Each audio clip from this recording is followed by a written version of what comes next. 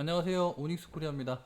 자, 오늘은 편의점 파라솔이 날라와서 차에 타격을 해서 손상된 차량을 복원을 해드렸는데, 보험 수리로 하게 되면 도장을 다시 해야 되는 상황이에요. 사실 이런 스크래치는 좀 깊기 때문에. 그래서 광택으로 완벽하게 복원이 되는 부분들도 거의 있었고 안 되는 부분들도 뭐 한두 개 있었기 때문에.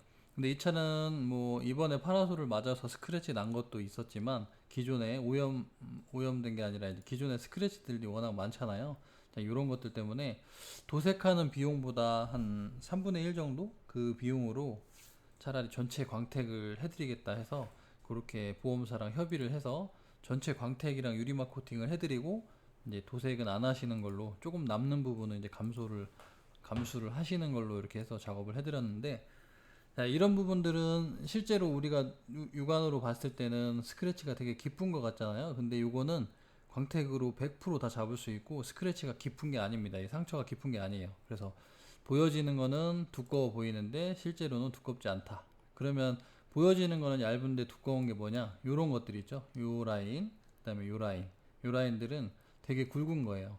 이 조명이 비쳐서 동그랗게 돼 있는 것 같지만 완전히 그냥 무작위로 그 스크래치가 있는 거고, 얘네들이 있잖아요. 이렇게 일자로 된 애들, 요런 애들이 상당히 깊은 겁니다. 이런 것들은 요런 거 일자로 이렇게 와 있고, 요런 것들은 클리어층 거의 반 이상 상처가 생긴 거예요. 그래서 이런 부분들을 전부 다 안 보이게끔 깎아내면 도장면 손실이 그만큼 크겠죠. 그래서 작업자가 어떤 부분은 남기고 또 어떤 부분은 다 제거를 할지 결정을 해야 되는데, 초보자분들이 제일 실수를 많이 하는 게 육안으로 눈에 보이니까 이거 다 날려버려야겠다 해서 클리어층을 다 삭감하는 거, 그게 제일 위험한 상태입니다. 그래서 광택은 아무렇게나 이제 비용에 따라서 하는 게 아니고 이런 부분들을 다 설명을 받고 나서 제대로 작업할 수 있는지, 그런 분들이 그 저희 같은 이제 전문가한테 시공을 해야 되는데, 어쩌다 광택 조금씩 해본 분들은 잘 모르시거든요. 그래서 초보자들한테, 저도 초보 시절이 있었지만 저는 충분하게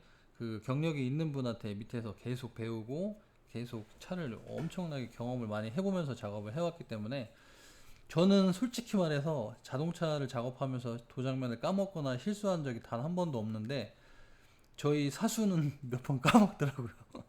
아, 진짜 이 도장면이 쉽게 까져요. 진짜 연마하기는 되게 어려운데, 또 이렇게 데미지 먹는 부분이 이렇게 뾰족한 부분이 이런데, 이렇게 뾰족한 부분들은 패드가 이제 반듯하게 이렇게 지나가게 되면 여기보다 여기 양쪽보다 이 뾰족한 부분이 데미지를 많이 먹는데, 중요한 건 이 도장면의 모양에 맞게 패드를 수평으로 유지를 해야 돼요. 어떤 모양을 작업을 하든지.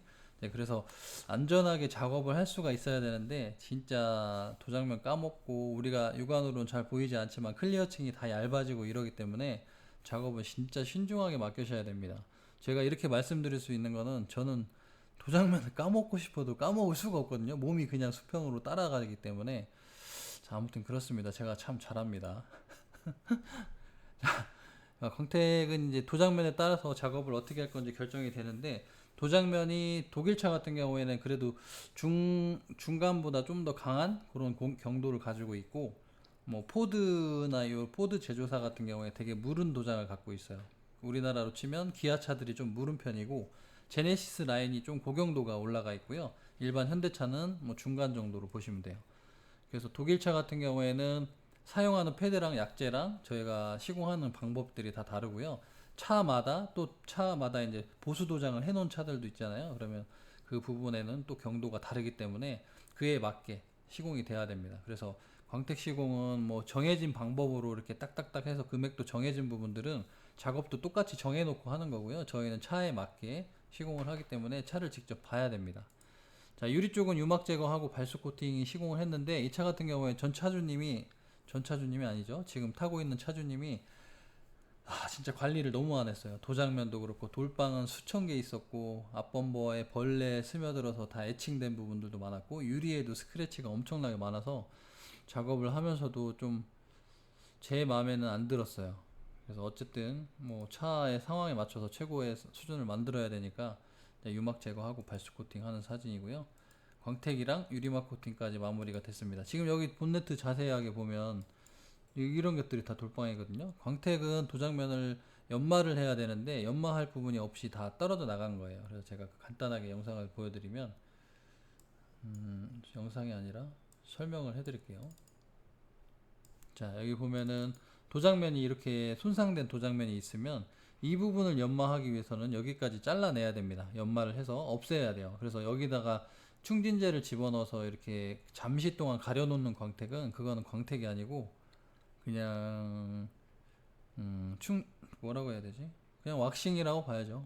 기름기를 채워 넣어서 얘가 어느 정도 버티게 하는 건데 세차를 반복하고 오염이 된 걸 다시 닦아내고 하면 얘 약품들이 다 빠져나가면서 약품을 채워 넣기 위한 기계 작업한 기계 자국들도 나오고 요 스크래치는 없앤 게 아니기 때문에 또 나오게 되는데 그렇게 되면 엄청 지저분하게 되는 거죠.